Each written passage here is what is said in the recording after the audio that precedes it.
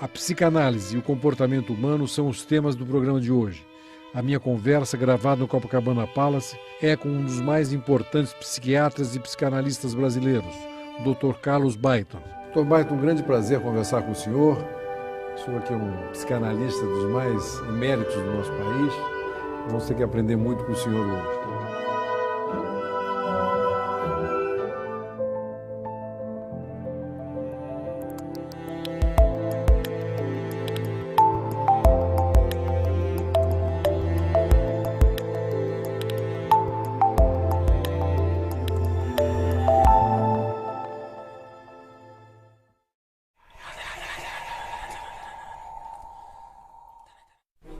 Carlos Baiton é médico psiquiatra, diplomado pelo Instituto Jung em Zurique.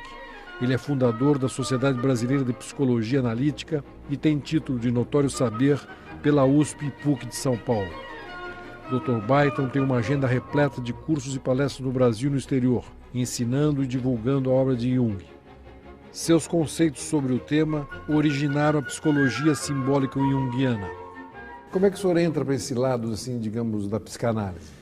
Eu entro pela medicina e pela psiquiatria, né? E por problemas pessoais, de repente fui fazer uma análise freudiana que eu achava que jamais faria, porque minhas irmãs faziam, e eu achava que a análise era para curar a espinha das moças. Então eu tinha maior desprezo, um médico cientista de maior desprezo. Mas um dia as coisas ficaram difíceis e eu digo, não, eu tenho que fazer análise, e fui fazer.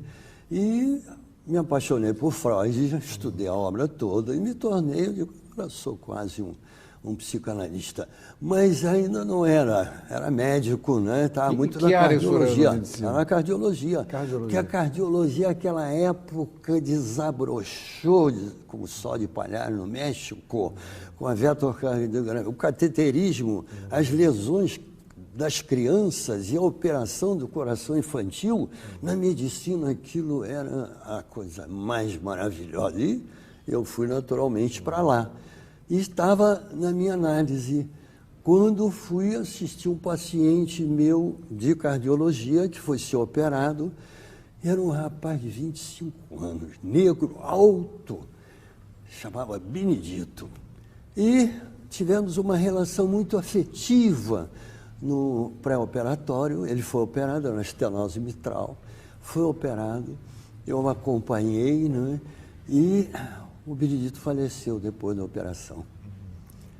E eu, então, fiquei muito consternado, muito triste, mas eu tinha que mostrar na sessão clínica se a morte tinha sido devido à cirurgia ou devido ao pós-operatório. Então, fizemos uma série de fotos do coração dele e eu segurava o coração nas mãos para o legista fotografar.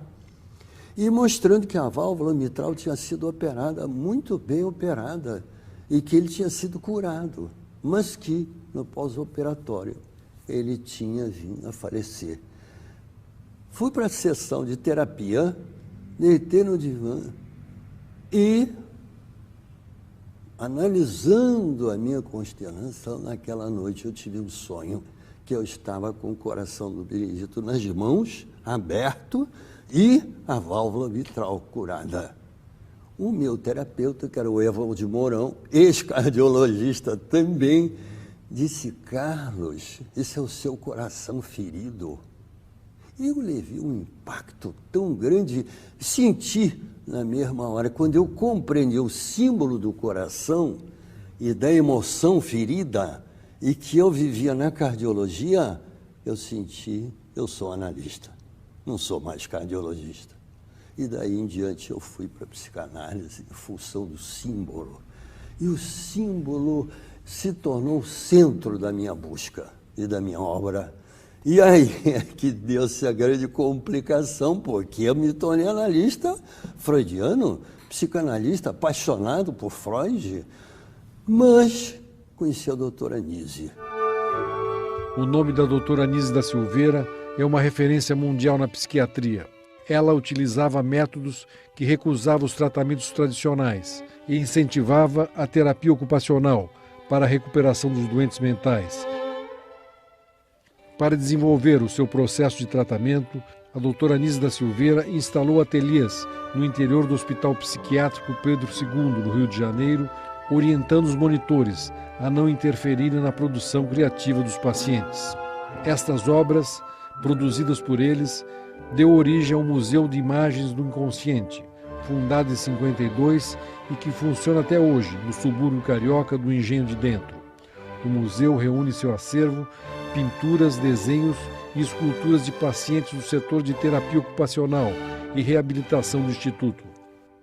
Ela tinha acabado de chegar de Zurique, triunfante, levou dezenas de quadros dos psicóticos do Engenho de Dentro para o Congresso Internacional de Psiquiatria, onde Jung foi consagrado o maior psicanalista, o maior psiquiatra vivo. E por que ela foi? Porque ela trazia pinturas de esquizofrênicos analfabetos. E essas pinturas tinham símbolos de mitos que eram conhecidos somente por pessoas cultas. Jamais um analfabeto internado no Engenho de Dentro teria conhecido o mito de Apolo, do Deus Sol, ou o mito de Dafne, da jovem perseguida por Apolo, que se transforma em flor para se esconder dele, protegida pela Mãe Terra. E ela teve pacientes. Como é que esses esquizofrênicos, essas pessoas tão simples, né, pintaram esses mitos? Aí é que esses mitos foram para Zurique, porque no Congresso Internacional o Jung mostrava as telas dos mitos e dizia: esse é o arquétipo. O que é arquétipo? É um consciente coletivo que todos temos. E eles é que coordenam as imagens dos sonhos. Eles é que coordenaram essas imagens. Esses pacientes nunca aprenderam isso com alguém. Nunca tiveram acesso, mas o inconsciente coletivo, o arquétipo, para representar a sua problemática, então traz isso nos sonhos. E as pessoas aí que duvidavam muito do conceito de arquétipo, daí em diante, bom, agora não tem como não acreditar. Agora, o senhor falou em dois nomes fundamentais para a história da psicanálise, né? O Jung e o Freud e o Jung, né? E eles depois se separaram, né? Por quê? Veja, quando conheci a doutora Anísia, ela me deu o 9º livro do Jung, das obras para ler, Arquétipos do Inconsciente Coletivo, e eu li, e eu vi o arquétipo da grande mãe, o arquétipo de Deus, o arquétipo da totalidade, a busca de totalidade do ser humano, que eu não tinha em Freud, porque na minha análise era papai e mamãe, era o Édipo, eram as minhas angústias de infância, 4 anos. Mas quando eu vi aquilo, deu novamente o chamado, né? Dentro de mim, eu vou para Zurique. 6 meses depois, eu estava entrando em Zurique. E entrando para me analisar com a principal assistente de Jung, a doutora Maria Luísa von Franz, né? O Jung ainda estava vivo, ele veio falecer logo depois, mas estava velhinho, doente. E fui fazer uma análise junguiana. E fiz. Qual é a diferença da análise junguiana para a freudiana? Porque na análise junguiana você vê os sonhos, você vê os mitos, você vê os arquétipos, essas imagens assim eternas por trás que levam você em direção ao seu processo, que é único, sobretudo o arquétipo da ânima que o Jung descobriu no meio da vida dele através de uma grande paixão que quase o enlouqueceu. Ele descobriu esse arquétipo. E formulou isso, é o arquétipo do meio da vida, da ânima no homem e do ânimos na mulher, que trazem o sentido profundo do processo, que até então você forma seu ego, é Freud, é o meio da vida. Quer dizer, a estruturação vem com Freud. Com Freud. Do ser humano. O do ser humano, do normal e do patológico, porque as grandes fixações, as grandes defesas do ser humano se formam na infância, é Freud. Mas, a partir do meio da vida, você já se formou a sua família, seu trabalho, tem uma posição, e aí começa a pergunta: e o que mais? E o significado para isso tudo? O que é que eu vim fazer aqui?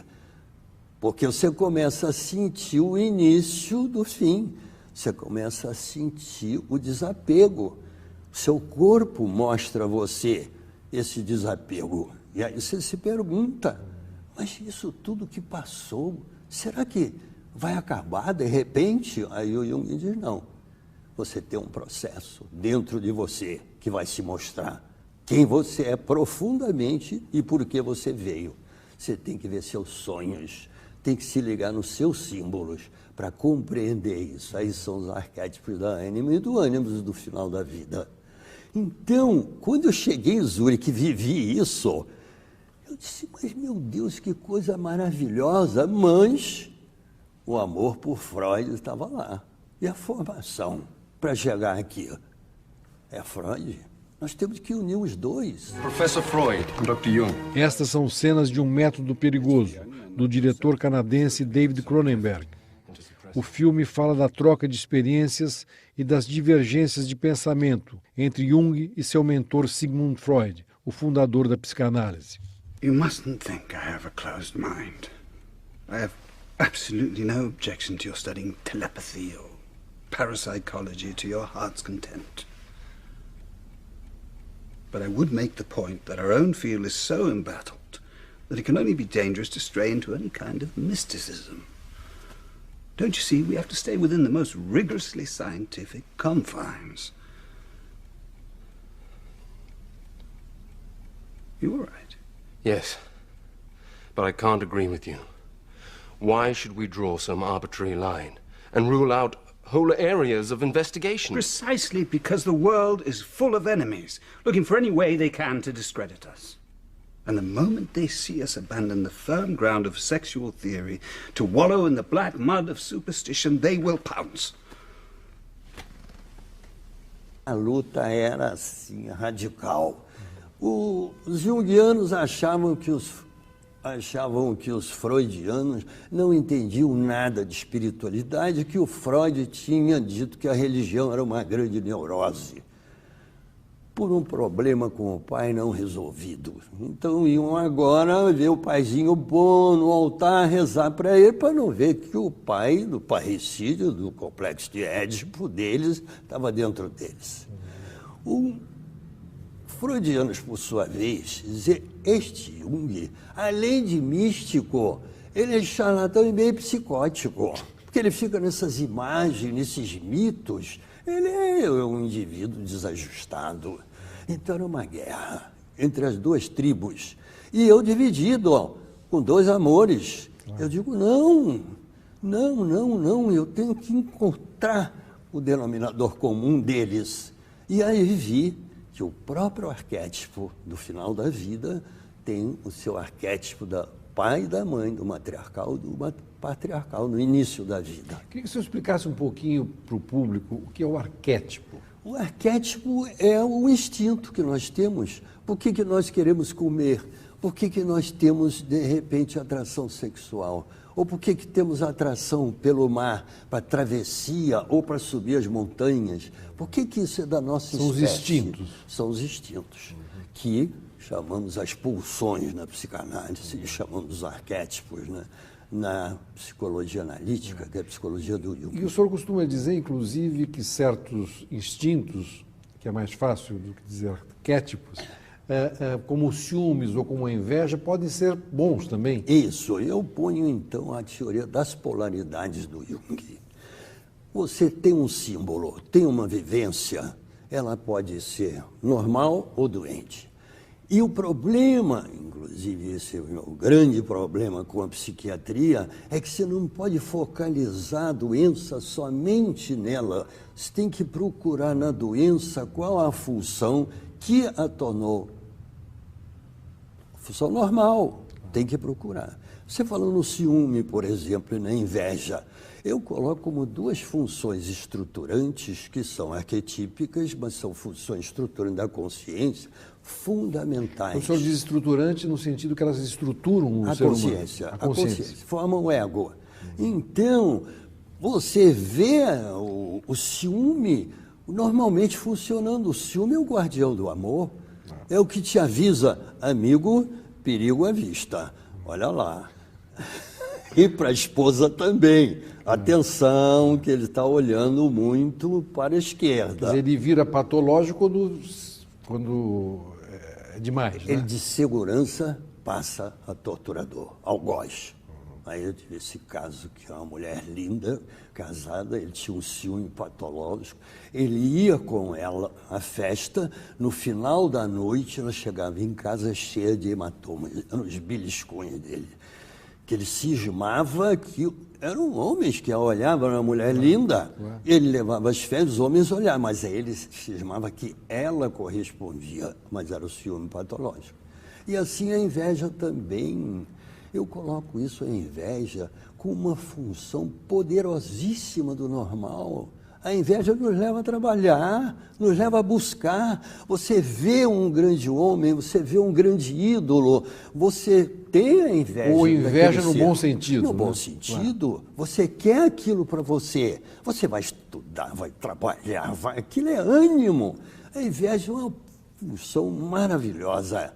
Aí vem a defensiva, quando ela fixa, fica patológica, vira defesa, aí ela te diz, as uvas estão verdes, eu não quero saber disso, eu não preciso disso, ela também é muito linda, mas tem um pezinho lá meio torto, vai buscar o defeito no símbolo invejado, paralisa a inveja. Mas para tratar da inveja patológica, você tem que trazer a normal, a boa. E aí a pessoa sai da patologia para o normal. O nosso trabalho de analista não deve ser do cirurgião que amputa, que corta. É a maravilha na seara dele. Claro. Mas a nossa tem que ser de preservação. Por isso que nós dizemos que os mitos são os precursores da consciência. Eles existem durante milhares de anos, transformam a consciência e aí se escreve a história. Nós dizemos isso, não é? E o centro da minha obra é a descrição do arquétipo da alteridade, que reúne exatamente o matriarcal e o patriarcal. Queria que o senhor explicasse um pouco isso. Porque eu aí passei do individual para o coletivo, através do conceito de símbolo, reunindo Freud e Jung, percebendo que Freud era a infância e Jung era a maturidade, e que os dois eram inseparáveis. E aí eu encontrei o conceito de símbolo, e vi que na Grécia, vou mostrar isso aqui para você simplesmente, na Grécia, você muitas vezes, um herói ia de uma cidade para outra, uma cidades reinos, e levava mensagens importantes para segredo de Estado. Mas ele tinha que provar que ele era aquele homem de consciência escolhido que havia recebido a missão. Então ele recebia uma parte de um bracelete, de um anel, uma coisa. Quando ele chegava na corte do outro estado, o seu anfitrião trazia algo para ele. E digo, o símbolo. E ele fazia isso. Um anfitrião aí fazia isto. E a junção perfeita, formando o anel, o bracelete, era a prova de que ele era o enviado e merecia confiança. Então eu disse, poxa, símbolo. Eu fui estudar o que é símbolo. Sim quer dizer com. Baleim quer dizer lançar junto. Daí veio o balé. Dançar, lançar junto. Simbaleim, lançar junto. Símbolo, união das polaridades. Eu digo, o símbolo reúne Freud e Jung. O símbolo do conhecimento, o símbolo da psique, formando o símbolo da psicanálise, da psicologia analítica, os reúne. Porque o próprio Jung descreveu as polaridades, fascinando a vida inteira, a vida e a morte, a doença e a saúde, né? A inveja boa e a má, e todos os símbolos que temos, não é? Que à nossa volta tudo é simbólico, né? Até aqui nós temos um clube preferido e um inimigo preferido também, né? As torcidas têm aquele que não gostam e aquele que amam. E aí nos símbolos entre o homem e a mulher também? O homem e a mulher, o grande símbolo do encontro, que nós chamamos de símbolo da conjunção. e que vai se refletir na busca desse processo durante a vida, que o Jung vai mostrar que na sexta fase, eu coloco aí 7 fases, na sexta fase da vida, você tem finalmente a mulher, sua busca daquilo que representa a sua companheira. Aí você vai saber que você precisa de alguém que lhe compreenda. Até então você está ali numa atração, num namoro, numa vivência, criando os filhos e saindo, homens e mulheres, cada um com suas famílias e tudo, com as suas funções sociais. Mas na sexta fase da vida, dos 40 aos 60 anos, vem uma busca de alguém que compreenda as suas emoções, compreenda o seu sentimento, a sua intimidade, porque nós vivemos em sociedade, mas intimidade nós não temos. Todos nós somos assim um poço de segredos, né? Um baú cheio de coisas misteriosas, secretas, que ninguém conhece, e às vezes nem nós mesmos, porque não temos alguém íntimo para apontar e para perguntar por que você tem essa tristeza que às vezes aparece no seu olhar. Ninguém jamais me perguntou isso, mas ela vem e pergunta, e eu sinto que ela, então, representa o arquétipo da ânima. Mas que responsabilidade escolher a pessoa certa. Isso. Mas aí é a maturidade. Por isso é que é tão difícil a maturidade e o casamento. Porque o casamento é a paixão, é a vivência, é o encanto. Na paixão é o narcisismo, você se confunde com o outro.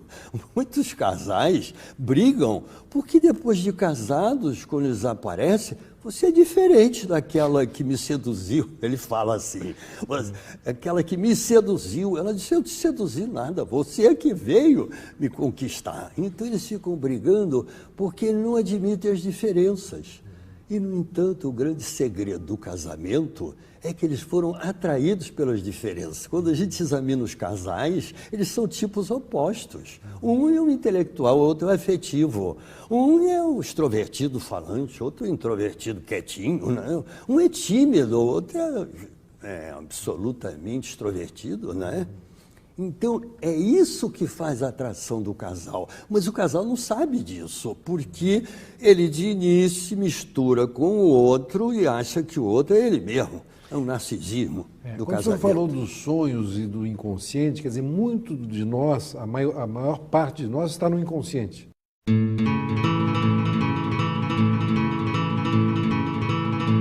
O inconsciente, ele é a base de toda a cultura e da vida.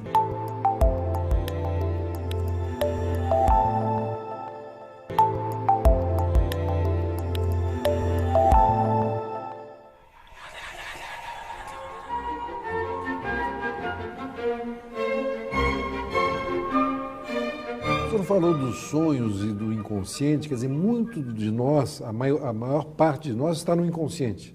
Muito, muito, muito, porque o inconsciente, ele é a base de toda a cultura e da vida. E ele, durante a vida, ele traz manifestações que mostram o seu processo, o seu consciente, qual é. Só que você tem que estar atento e estar ligado, porque isso é um processo. É uma ligação do ego com os arquétipos, com o centro, que na Oriente eles descobriram através da meditação. A meditação é uma função espetacular que trouxe 4.000 anos de civilização do Tibete, da China, do Japão e da Índia, a partir da Índia. Então, o que quer dizer isso da meditação? Você desapega, você se afasta das coisas. E aí aparece o vazio dentro de você. Mas o ocidental diz, o vazio é que eu não tenho mais nada para fazer, então eu vou dormir. O oriental diz, não, o vazio é o todo, é o Atman. Não é a vivência do samsara, que são todas essas coisinhas que a gente faz, as contas do condomínio, né? Leva as crianças na escola, tudo isso é o samsara. Mas lá dentro está o Atman. E na meditação, quando você encontra o vazio, você encontra o Atman. que é esse vazio, só que esse aí, vazio, é o todo. O vazio é uma paz, digamos. É o todo. É o todo. E aí é a grande diferença, porque nós encontramos no todo quando projetamos o nosso arquétipo principal no Deus. Nós temos a nossa religião e vamos para o nosso culto. Mas aí o que fazemos? Politizamos a projeção. E disse, esta aqui mostra como nós somos certos e como os nossos inimigos têm que ser combatidos. Então a religião, aí o Marx dizia, se transforma no ópio do povo. Porque aí vem daquela vivência sublime, vem a manipulação política, a ignorância, o fanatismo. Mas os orientais, sabendo já disso, dizemos, as nossas vivências da meditação não são uma religião. As pessoas, como? Mas vocês adoram o Buda? Não é uma religião. O budismo é uma filosofia de vida, porque você aprende a meditar, e o hinduísmo também, e o taoísmo na China, e o zen budismo no Japão, todas são atividades espirituais de desapego, para você encontrar no vazio, para você ter a totalidade. E, entre parênteses, isso é que é Deus. Porque nós não dizemos que isso seja Deus, porque se dissermos que é um Deus, já vão encontrar algum outro Deus para brigar. Manipulação. E isso é muito interessante, muito importante, porque nessa vivência de totalidade, eles conseguem ter a espiritualidade e não ter a necessidade da manipulação política da religião, que é isso que o Marx viu. Quer dizer, e a espiritualidade é o que nos separa dos animais, né? Nos separa dos animais por quê? Porque nós podemos simbolizar. Porque aí nossos 100 bilhões, nós temos 100 bilhões de neurônios. E com esses 100 bilhões de neurônios, nós fazemos representações. Porque esses neurônios, eles se entrelaçam através de redes que fazem 1 trilhão de redes. Então, com isso, você vai... Agora, uma coisa, hein? Eles só são ativados, só funcionam se forem ativados. A importância da educação. Aí, se nós deixamos as crianças na rua, sem educação, nós não estamos ativando esses neurônios. Eu cheguei num posto de gasolina em Angra dos Reis, um cheiro de chumbo no posto, veio um rapaz bonito, forte, encheu o tanque. Eu falei para ele, mas meu filho, você não está sentindo isso? É, doutor, já senti, agora me acostumei. Eu disse, mas isso é venenoso, isso é chumbo.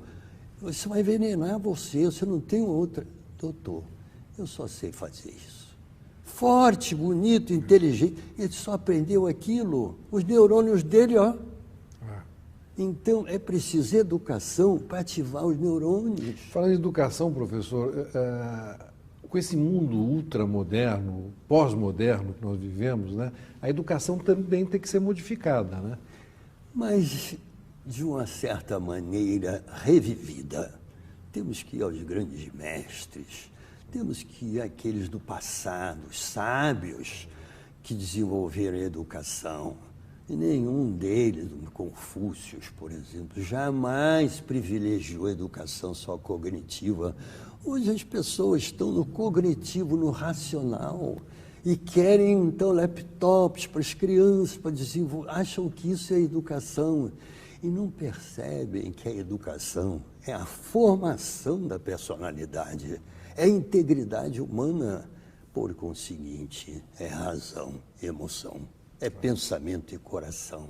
Mas não se ensina isso, nem se pratica isso. Que o principal na sala de aula do professor é amar os seus alunos, é se preocupar com eles como pessoinhas, é não achar que ele ficar escravo de dar um programa e os alunos aí estão prestando atenção em outras coisas, é saber qual a preocupação deles, qual a vivência deles, por que eles sofrem. Você vai para a sala de aula, a criança fica sentada 4 horas. Falar do Egito, não sei o quê. E a criança sentada, acordando 7 horas da manhã. Esse é um ensino completamente antinatural, porque o ensino vinha do mito. Como é que se vivia o mito? Dançando e cantando. Aí a letra, milhares de anos, ficava conservada. Professor, e nesse mundo competitivo, como é que entra esse tipo de educação, né? Tem que haver a denúncia do que é isso, por que esse mundo competitivo fabrica, por que nós temos a epidemia da depressão e da ansiedade no planeta. Muitos dizem, porque a civilização é complicada, as pessoas têm que trabalhar muito, enfim, são teorias para justificar as pílulas e as multinacionais só dando a receita. As pílulas da felicidade. Da felicidade. Remédios para ele. Ansiolíticos e antidepressivos dá para ele. E, mais lucrativos que a indústria de armamentos, a indústria de medicamento. E a pessoa, o que é que precisa? Por que você tem ansiedade? A ansiedade vem de Fobos, vem da fobia, vem do medo. É um deus da mitologia. De que você tem medo? Aí o indivíduo vai te desfiar uma bíblia de coisa, principal meu medo de desemprego. Se eu perco esse emprego, estou perdido. Mas eu também tenho medo do meu chefe, que me repreende, e também da condução, de não chegar, porque eu levo 2 horas na condução para chegar. Então eu tenho medo de não chegar e de perder o meu ponto. E assim vai, eu tenho medo, e medo, e medo, e medo, e medo. Entendeu? Por isso que eu tenho ansiedade. Agora, você vai me dar um ansiolítico para resolver isso e não vai ouvir o meu medo? Você vai me transformar num dependente químico. E aí, doutor, o senhor vai ficar parecido com o traficante. Que a receita dele é essa. Quer felicidade, quer de cana? Vamos para a cocaína, jeitão aí. Para com isso. A cocaína está esperando vocês. E se quiser rápido, é para o crack. Agora, professor, e para enfrentar esse medo maior, que é o medo da morte? O Sétimo Selo, para muitos, o filme que representa o auge da genialidade de Ingmar Bergman e trata de um dos maiores medos do ser humano, a morte. Ao se deparar com a possibilidade de morrer, um cavaleiro medieval propõe uma disputa de xadrez com a personificação da morte. Com isso, ele ganha tempo para refletir sobre o sentido da vida e, consequentemente, o sentido da morte. Mitt liv har varit ett jagande, farande, talande utan mening eller sammanhang. Det har varit en intighet. Ja, jag säger det utan bitterhet eller självförebråelse. Eftersom jag vet att nästan alla människors liv är beskaffade på just det sättet. Men mitt uppskov vill jag använda till en enda meningsfull handling. Aí, então, esse é o último capítulo do meu livro, o meu último livro, que é a 7ª fase da vida, que é a problemática da morte. E aí eu trago a sabedoria do Oriente, eu trago a meditação para o Ocidente. E aí meus pacientes, meus alunos, todos que ouvem esta psicologia simbólica que eu apresento, eu ensino a meditação, ensino o desapego, a convivência com o vazio. E a partir dessa convivência, quando a pessoa convive com o vazio, percebendo que aquilo é a totalidade, que aquilo é Deus, realmente vida espiritual, essa transcendência, aí a pessoa começa a se relacionar com o corpo cósmico, com a história do universo, com o Big Bang, com o início do DNA, com os milagres da transformação. E começa a perceber que nós somos matéria estelar. Nossos átomos são os mesmos das estrelas, aquelas que no Big Bang, há 12,7 bilhões de anos, começou o nosso universo. O primeiro átomo era o hidrogênio, depois o hélio, e depois vieram o carbono, o nitrogênio, o oxigênio. Os átomos que fizeram posteriormente a vida. Então, nós somos matéria universal. Então, quando se diz a Bíblia, és da poeira e a poeira voltarás, está dizendo, és da matéria, és dos átomos, e aí com eles estará. E aí a pessoa começa a meditar e perceber que os átomos dela não vão desaparecer, vão estar no mundo, vão estar, e a pessoa começa a ver as estrelas, e ver as galáxias, e ver a eternidade, e se perceber dentro do infinito da eternidade, e perceber que a psique é eterna, o que o Jung falava, a psique é eterna. Só que A psique é o eu. a psique é o todo. É o todo. É o ser, porque é preciso descobrir isso, é preciso o treino da meditação, da vida espiritual, para chegar a essa profundidade. Porque o ego fica no samsara da Índia, que são as coisas, é o condomínio de amanhã, é a condução, é o atraso, é o trânsito. O As ego minúcias, fica as coisas pequenas. Né? pequenas. Claro. Aí- Quando o senhor estava falando dos bilhões de neurônios, eu estava pensando justamente no universo, né? Nesses bilhões de galáxias. Isso. Que a gente... São 100 bilhões de galáxias, coincide com o número de neurônios, isso é incrível, 100 bilhões de neurônios, 100 bilhões de galáxias, e cada uma com bilhões de estrelas. Aliás, eu gostava muito do Oscar Niemeyer quando ele dizia isso. O que eu sou olhando para tudo isso? Quem somos nós, né? Exato. Essa... E no final da vida, você vai descobrir, você é parte disso, você é testemunha disso, você é companheiro da viagem de Deus. Aí você tem a sua razão de ser na vida, companheiro da viagem de Deus, em transformação. Eu ouvi do senhor aí, o senhor é mais do que um psicanalista, o senhor é um poeta também, né? Eu gosto muito da poesia. E quando o senhor fala, o senhor transmite essa... Porque a poesia é metáfora, e a metáfora é o símbolo. Se você vê a coisa só concretamente, você não vê os significados, você não vê o símbolo. Então eu teria visto o coração do Benedito nas minhas mãos, e meu analista teria dito, esse foi o coração que você fez a sessão anatomoclínica para mostrar. Ficava no concreto. Ele disse, não, é o seu coração ferido. Ele fez a poesia, fez a metáfora. Quem pegou o programa agora tem que entender essa sua história, que foi o que abriu essa história da morte desse Benedito. É verdade. Né? O senhor, como médico cardiologista, que o senhor caminha justamente para psicanálise, para o mundo. Isso, mais, e cada um tem o seu profeta. E o meu profeta foi o Benedito, o abençoado, que se foi e me deixou com a fé. Agora, voltando para essas dualidades, nós somos o bem e o mal, né, professor? Com certeza, porque aí nós temos dentro de nós as polaridades. E as polaridades se encontram. Aonde? No dia a dia. Nós achamos que o bem ou o mal vai ser no juízo final. Não é, não.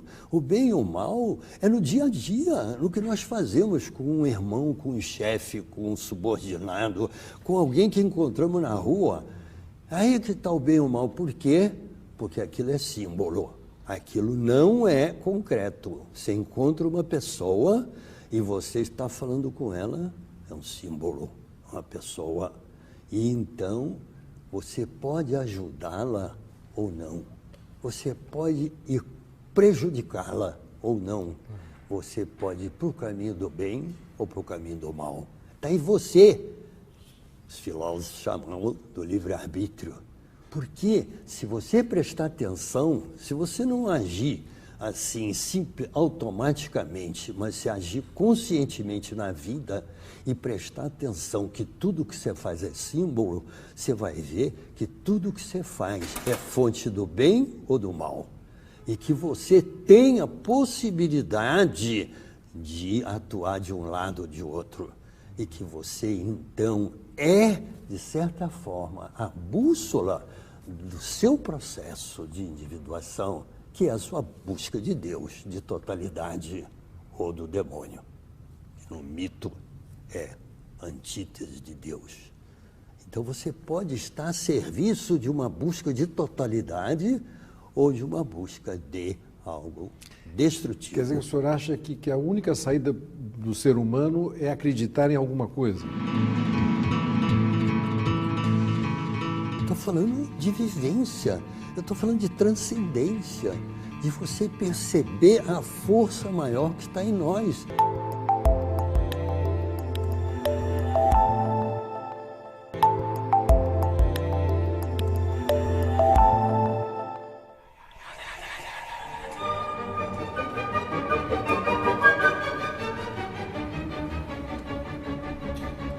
Quer dizer, o senhor acha que a única saída do ser humano é acreditar em alguma coisa?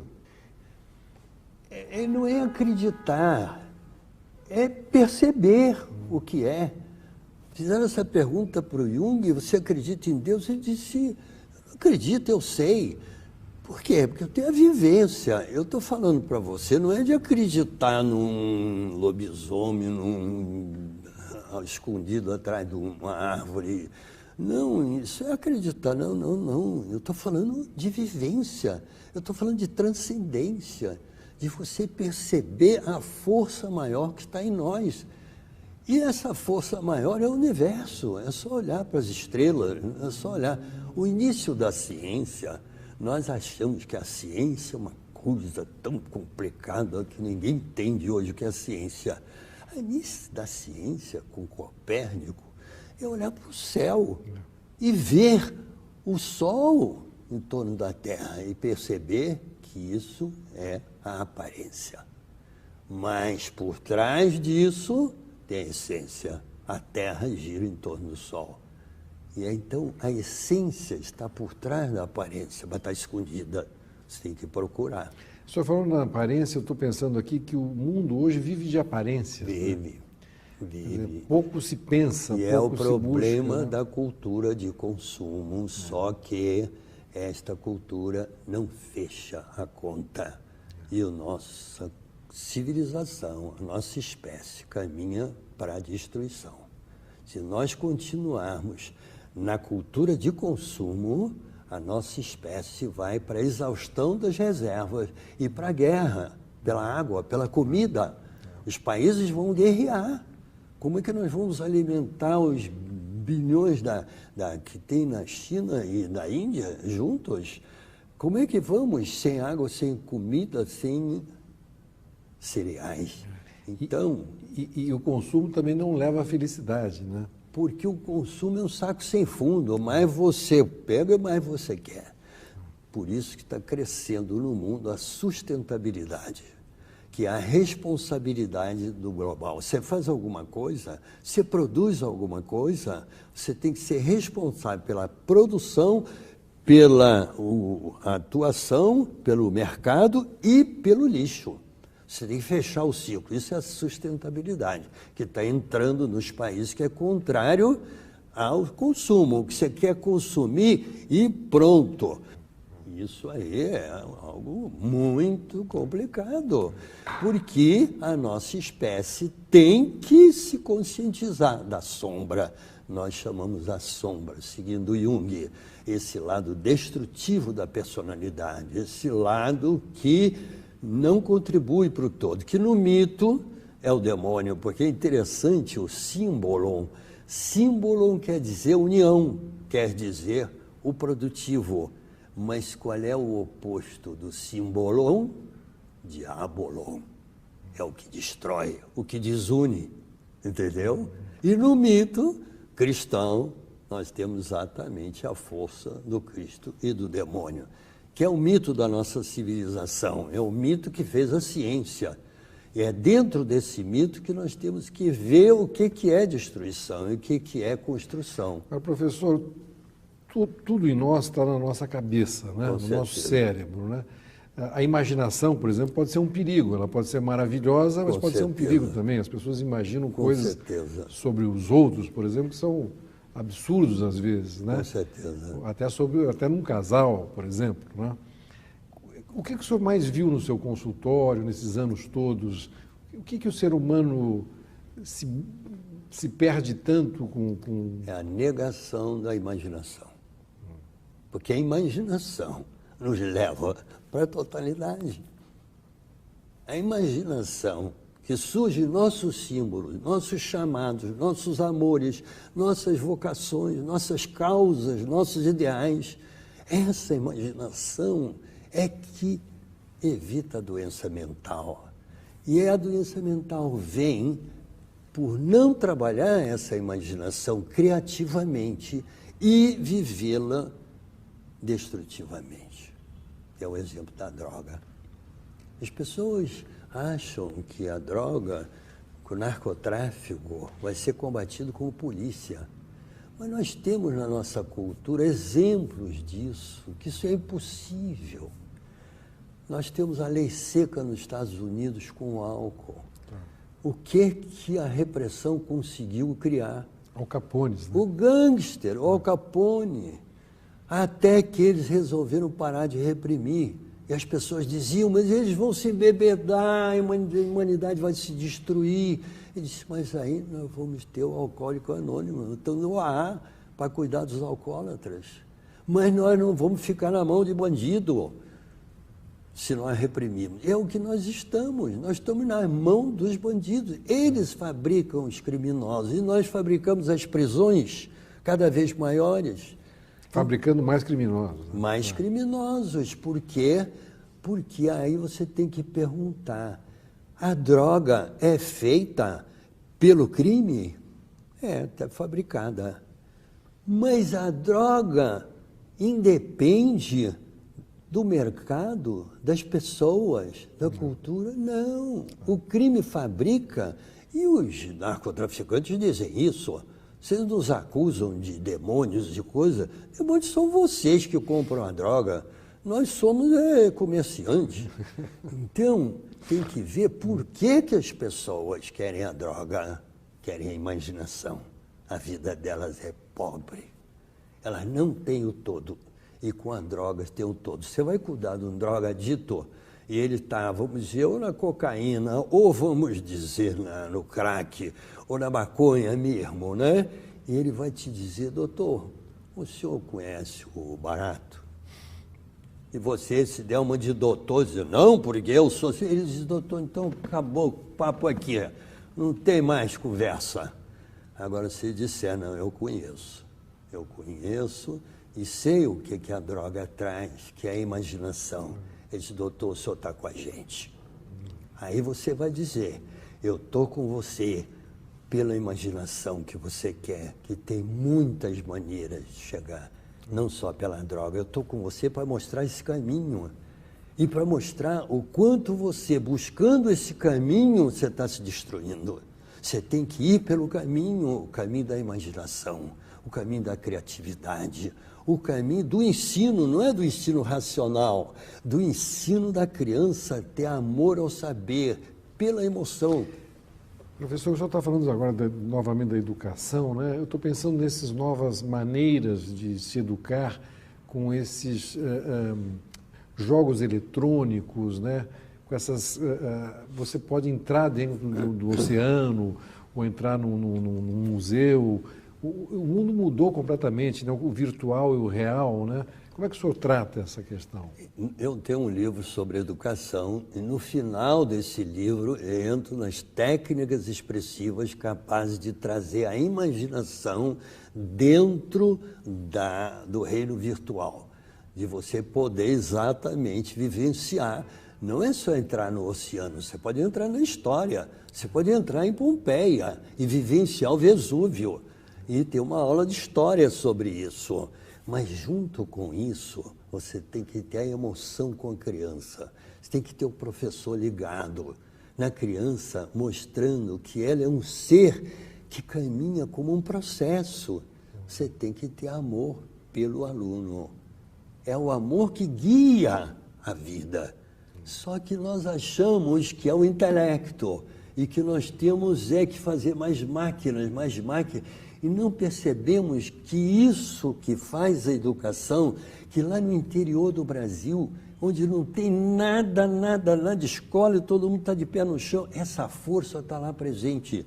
Eu estive no Equador e eu lecionei já em muitos países da América Latina, né? O senhor é honoris causa em várias universidades do Uruguai. Exato.